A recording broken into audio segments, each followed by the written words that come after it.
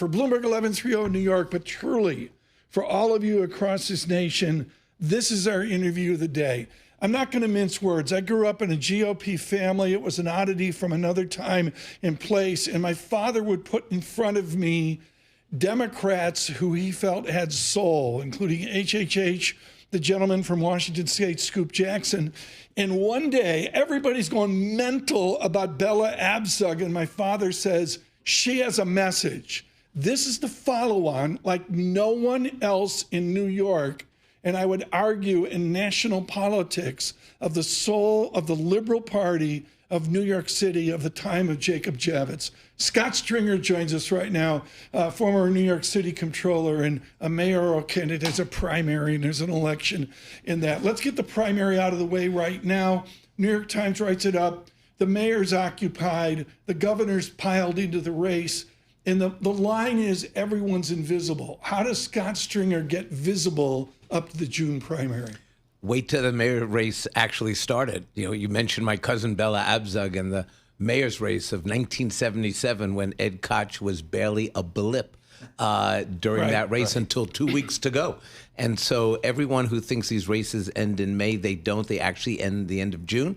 And I have high favorables, a record of fiscal prudence and a government record that is unmatched in this race. So I'm very confident going into the next couple of months. Is your constituency off of Nadler and Rest and, you know, the whole thing, is your constituency as organized as it was 20 years ago? Is there a machine in New York City where the Liberal Party, the progressives, can get behind one candidate? Or is it chaos? Look, I think times have changed in this city. I think people really want a mayor who knows what he or she is doing. They want someone who's competent. They want someone with experience. They're tired of the chaos. They don't want the current mayor, Eric Adams, chaos. They don't want Cuomo chaos. They want somebody. You went after Bill de Blasio. I was Comptroller during that time period. I held up de Blasio accountable 364 days a year. I gave him a day off due to Christmas. But I understand city agencies. I've exposed waste and corruption. I know how to run a government in the most competent way. And I think that's what people want. But they also want to live here, to have affordable housing, to have economic opportunity. People who come here understand how critical it is to want to stay here. We got to go back to the compact of safety, good parks, clean air. This is all what a mayor has to do, and we need someone to start focusing on it. From your perspective, Scott, what is the state of the city today? I think we're at a crossroads. I don't think people understand just how corrupt the last 4 years have been. And the first thing the next mayor has to do is literally reform the government, bring in the best and the brightest, bring in people who are competent, who want to see a better city. Look, we've got to hire 3,000 more cops. We have to align policing and a mental health initiative. We got to make sure that a strong mayor can take on Trump when he's going against New York City. We need somebody who has that experience, not just pie in the sky promises. And I think I position myself in that way.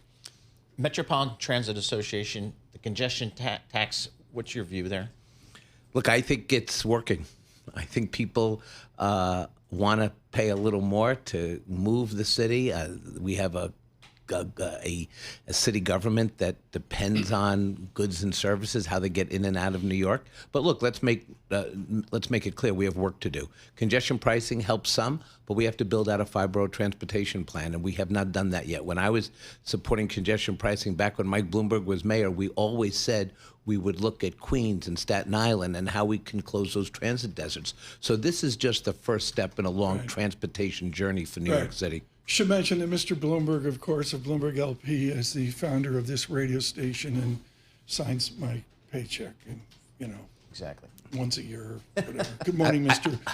Bloomberg. Scott, I thought it'd be good to mention him. Just that's good. Yeah. And you mentioned him, I got to mention him. I'm not on speaking terms with him, but that's a separate issue. Scott Stringer, how can liberals be conservative and be anti-crime? I mean, there's a whole modern theology. The last election was, to me, an El Dorado election. Long Island rose up and screamed, "We're afraid." How do guys like you, in a city that's become afraid, support NYPD and support a tougher crime view? Why do you think that people who are on the liberal side of the equation or even the conservative side can't come together and recognize a problem when you see it. It's not me. That's what we've got in the zeitgeist right now. But I got to tell you something. It's very easy for me to look at the problem and say, hey, we are having a trouble retaining the police officers we have. You know that young police officers are leaving the police force in droves. And they're not retiring from policing. They're actually going to Long Island or mosquito states like Texas and Florida. Are they underpaid? And, well, it's not so much pay as it is how do you create a work-life balance. You know, we've gone from $650 million in overtime for policing to $1.3 billion. We have the lowest headcount in the NYPD in generations. We're down to 33,000 cops. So what should we do? It doesn't matter whether you're liberal, conservative, or moderate. We got to hire more cops. That makes financial sense. It also, from a safety perspective, makes sense. I want to put a cop on every train in those high crime areas. I want to align policing with the mental health initiative because we see people languishing, suffering, dying on the streets. When I take my 2 kids on the subway most mornings to go to school, you know what I see? I see what I saw in the 1970s. People languishing on the subway. I must admit, well said. And it's actually true. Scott Stringer here with a primary in June, an election in November, of course, with his public service, his family service over the years to New York City. Paul Sweeney? Scott, as were you to be elected, what would be the first 100 days of your administration? What would be the focus?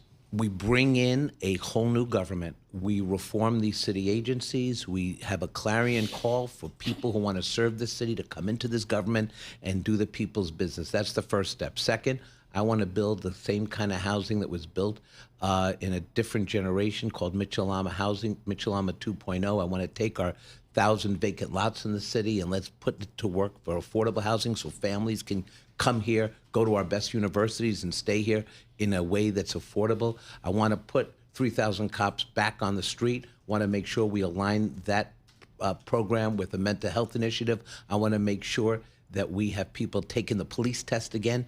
8,000 people took the police test. Do you know how many people took the sanitation test? 60,000. There's something wrong here. We're just not governing anymore. And also, I want to make sure that we bring back something called quality of life. We'll have a deputy mayor for quality of life. We'll initiate quality stat. We'll break down the silos of all these city agencies. I've audited all of them, and I got to tell you, mental health has to start talking to small business and vice versa. We got to get a handle on this government. You need somebody who actually knows how to govern.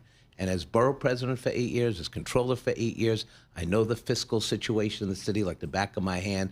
I'm not over-promising like others in this campaign. I'm just going to be me and be the lifelong New Yorker I've always been to fix the city. Taxes. Pretty much everybody you walk into on the street say, my taxes are too high. What do you say? What's your tax? Well, let's give people some value for those taxes. Let's go back to the compact we've always had in this city, which is if you come here, you pay a little more, but you're going to get a clean city. You're not going to have rats running around, garbage piled high. I mean, we've got rats walking upright right now. They've come up to me on more than one occasion at night saying, hey, can you beat Cuomo? I mean, this is a real crisis. People say, what am I paying for? What's the value of my taxes? And we have to go back to making people understand that what they get in return is a real New York City that they'll never leave. What is your policy on immigration and migration and the emotion here of people coming in that are new and troubled? Well, we've always had people come, like my grandparents came to this city and came to this country. So let's not start filtering out who comes and who doesn't. Let's be very smart about this. Look, you bring gang members in here, get them out. I'd be the first one to stand and say, we want you out of here. No guns, no violence. But for people who flee persecution, for people, I mean, come on, we're so much better than this. And we can, good government means we can absorb people, we can absorb crises. It doesn't have to be a meltdown. I got to ask you one final question here. I think it's hugely emotional for everyone across this nation. There's an uproar among liberals over a generational shift as identified by Senator Schumer over to something new. John Farrow mentioned at Glenn Youngkin of Virginia, the Utah event of Senator Sanders the other day. Help me here with what the new generation of Democrats look like. Look, we've always had a new generation of Democrats. You mentioned starting at the show, very, very smart, right? Bella Abzug was a new generation Brand new. elected official. Folks, you can't imagine No one can how shocking this mouthy woman was, It was from the Bronx. And look, I was a 12-year-old kid running around campaigning with her during the Vietnam War. And you know what happened a few years into her term? The U.S. News and World Report, not the most liberal newspaper or magazine, Right. named her the number 3 most competent and effective Right. member of Congress. I embrace the new generation.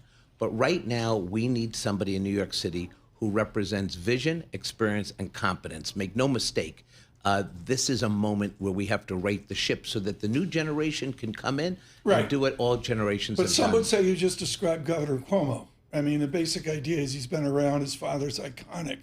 You're up against Cuomo. What's the biggest detriment there?